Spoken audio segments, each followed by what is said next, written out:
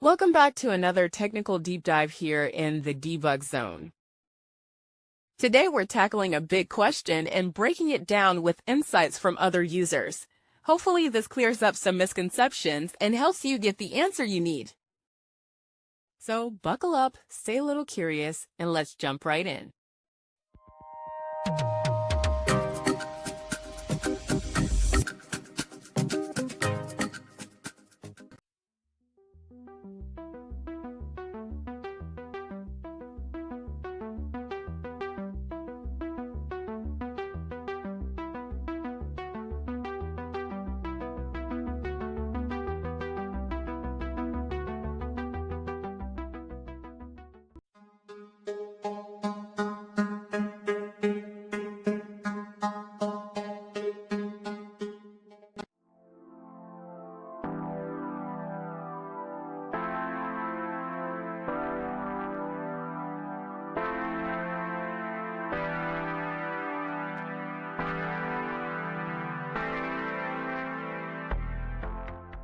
And that's a wrap.